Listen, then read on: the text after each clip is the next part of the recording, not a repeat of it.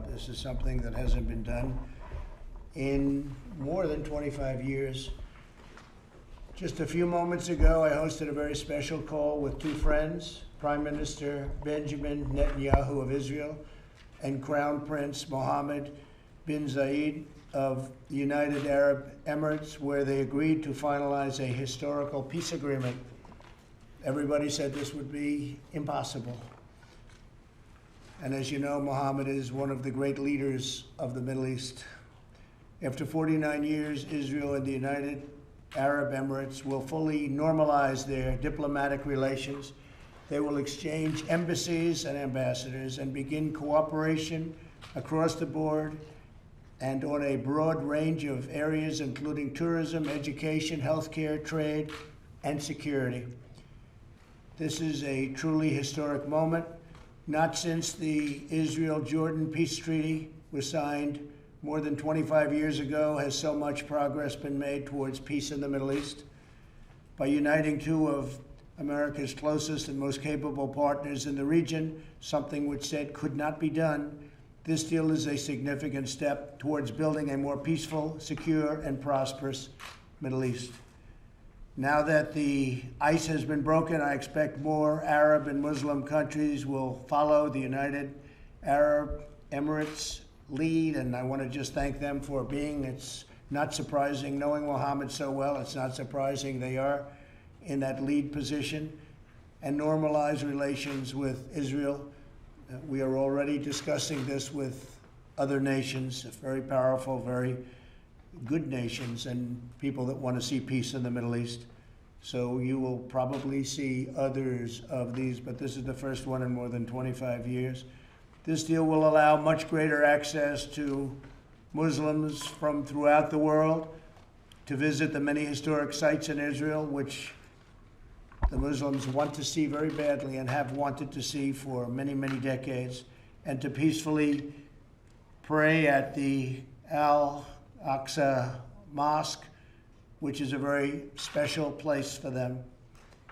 My first trip as president was to Saudi Arabia in May of 2017, and my speech to the assembled leaders of 54 Muslim countries. Every single one was by their leader, their number one leader. It was an amazing, really an incredible event, a very important event. I made clear that the problems of the Middle East can only be solved when people of all faiths come together to fight Islamic extremism and pursue economic opportunity for people of all faiths.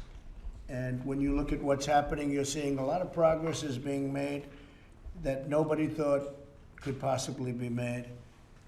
And things are happening that I can't talk about, but they're extremely positive.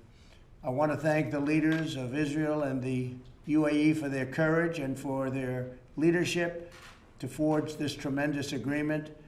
It will be known as the Abraham Accord, and I'd like to ask our ambassador, David Friedman, to please explain why we're doing and calling it the Abraham Accord. David? Well, thank you, Mr. President, and congratulations to you on brokering this historic peace agreement. Abraham, as many of you know, was the father of all three great faiths.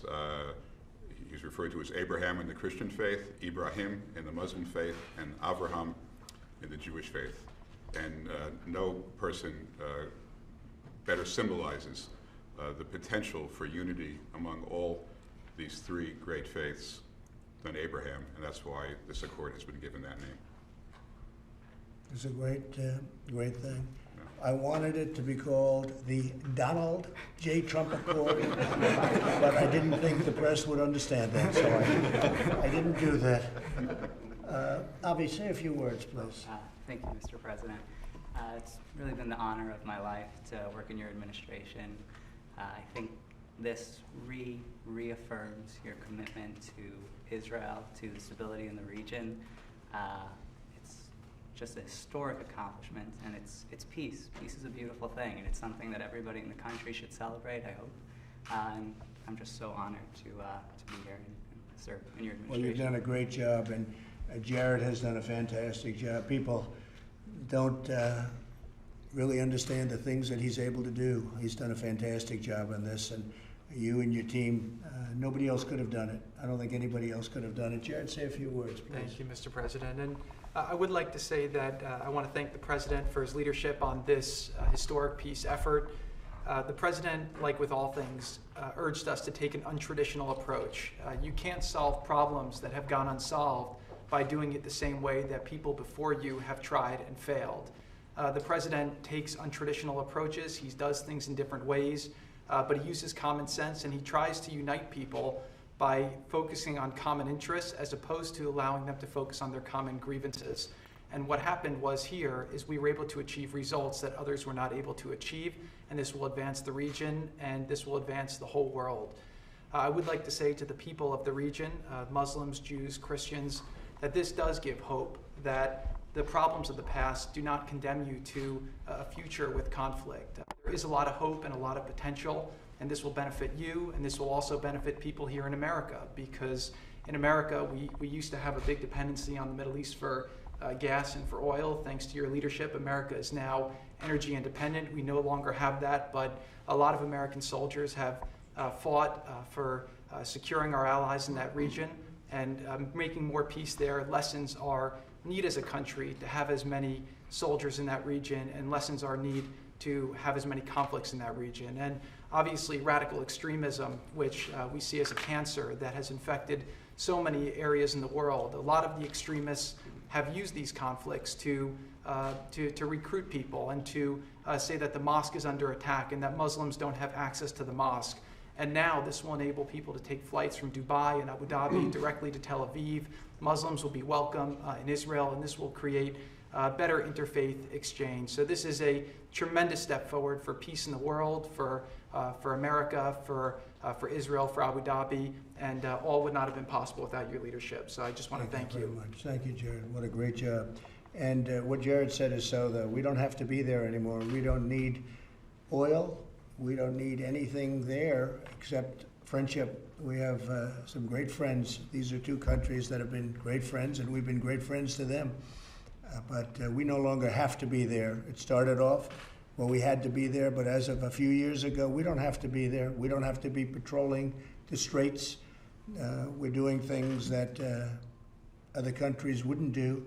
But we put ourselves over the last few years in a position where we no longer have to be in areas that at one point were vital. And that's a big statement, but we are there for our friends, and we always will be there for our friends. Robert, would you say a few words, please? Mr. President, thank you. The point I want to make, Mr. President, you inherited a Middle East that was a mess when you came to office. And this is one more historic step in bringing peace to the Middle East. First of all, there was a caliphate that was raging, an ISIS caliphate. And that physical caliphate was destroyed, and you brought justice to al-Baghdadi. You reassured our friends in Israel who had suffered at the end of the last administration with the UN resolution. You moved the capital to Jerusalem. You recognized the Golan Heights. In the broader region, you had a very difficult situation in Afghanistan where we were American soldiers were coming home injured, wounded, sadly in some cases dead. You've got a peace agreement now with the Taliban, and we're going to have less than half the number of troops in Afghanistan that were there when you started your term of office. And now you brought about this historic peace deal between the UAE and Israel. This is the first time in 25 years that Israel and an Arab country have normalized diplomatic relations and entered into a peace deal. And they're the two most capable countries in the Middle East, two very capable, very skilled, very innovative allies of the United States. So it's great for Israel, it's great for the UAE, but it's also great for the American people. So you came into office with a region that was really aflame, and you've brought peace to that region, and there's more to come. And so it's an honor to be part of your team, Mr. President, and to serve under your leadership. We do have a lot more to come in the Middle East. A lot of very positive things are happening, and you'll be seeing that taking place. But when we can get a leader like UAE to head the band and get along with Israel, that's a very big step. Would you please say a few words? You've done such a fantastic job. Please. Thank you, Mr. President. The Trump administration made history today. It's been an honor to be a part of this team that Jared has led. Peace between the Arabs and the Israelis is Iran's worst nightmare, and no one has done more to intensify the conflict between Arabs and Israelis than Iran. And what we see today is a new Middle East. The trend lines are very different today. And we see the future is very much in the Gulf and with Israel. And the past is with the Iranian regime. It clings to power on the basis of brute force. It has lost, it's facing a crisis of legitimacy and credibility with its own people. And the president's maximum pressure campaign has achieved historic results. Thank you. Great job you've done. Would you like to say something? Yes, sir. As a soldier who's been in every war since Desert Storm, it is an honor and a privilege for your leadership, Sheikh Mohammed bin Zayed and Prime Minister Netanyahu, to get to peace. So your vision and those leaders' vision on what we can do in the future is just incredible. So I would thank you as a soldier. Thank you very much. I appreciate it. Would anybody like to say a few words? Anybody here? Because you were saying plenty of words during that negotiation. And they got very quiet in front of the media. Mr. President. That happens on occasion. Mr. President, it's Yes, a Steve. historic moment. Thank you for letting us all be part of this. It is really extraordinary. Nothing is more important than peace. This is an unbelievable moment, and I would just echo what Brian Hook said. Your maximum pressure campaign, under your leadership, we've had the strongest sanctions on Iran, and your commitment to make sure that Iran will never have a nuclear weapon is part of the most important legacy for peace in the Middle East. So which is easier, dealing with the Democrats or dealing with the Middle East? Well, a lot of people never thought you'd get this type of deal, so I'll be I'll tell you, hopeful that we I can think- deal with the I think, Democrats. the Middle East is more reasonable, actually. I'd like you two guys to say a couple of words. You've been so instrumental, please. Sir, it's a privilege to serve in your administration. This is a remarkable achievement that'll stand the test of time. And we look forward to the prosperity and the peace this brings to the Middle East and the ways we'll be able to leverage that for the United States national interest. So it's a privilege, sir. Thank you. Thank you very much. And I would just echo what Rob said. Thank you for the opportunity to be part, and especially I want to thank Avi and the opportunity to serve in his negotiating team and to do something so historic. Thank you for this opportunity, Mr. President. This really changes the world. Thank you very much. Thank you. Thank you all very much.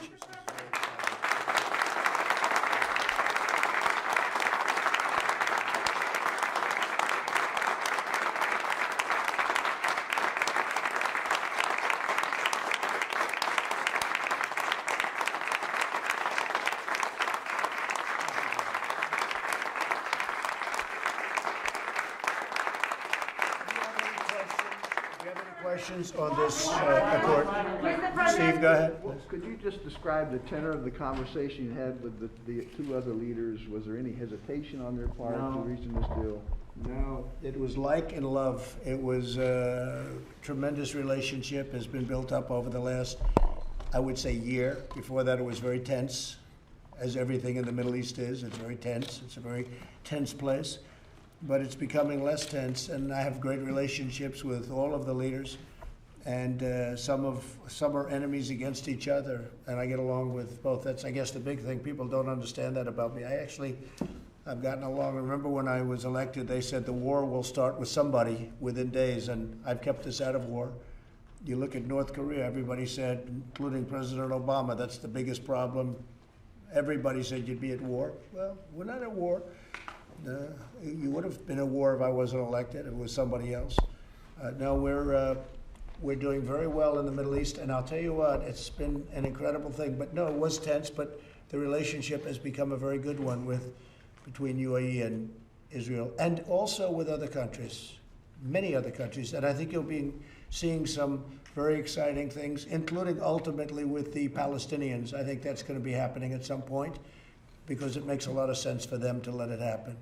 Do you support annexation of Palestinian land by Israelis at this point? Well, we're talking to Israel about that right now, What actually. about the snapback auction on Iran? Do you support that? Oh, you really know your stuff, don't you?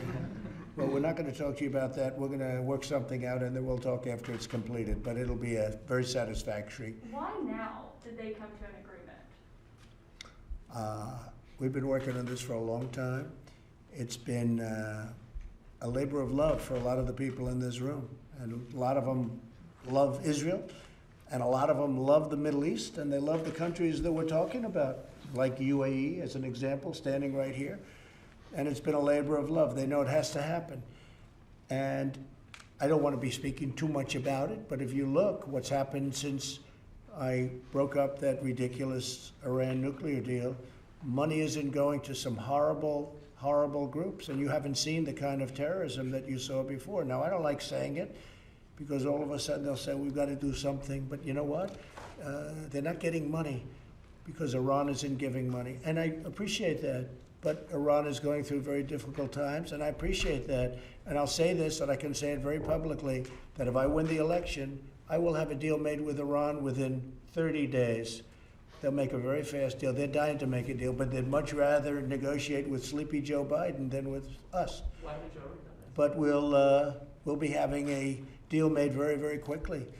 But you know, rightfully they're waiting till after the election because there's nothing China, Iran, Russia, all of them would like to see more than have Trump be defeated where they can deal with Joe Biden, because that would be like a dream. And this was something that was very exciting. We thought this would be the first country. He's a great leader. Mohammed's a great leader. And we're very happy that he was the first country, I would say. And you're going to see many other things happening in the Middle East over a fairly short period of time. But this is the first time in more than 25 years. And UAE is big stuff. The UAE is very powerful, very strong, has one of the strongest militaries. It's big stuff. Do you know when the delegations are going to meet specifically? Very soon. I guess they'll be setting up the meetings. Do you have any time? I think the next several weeks, Mr. President. Then we expect that there will be a meeting here at the White House with the leaders. There'll be as an well. official signing at the White House over the next few weeks. Okay?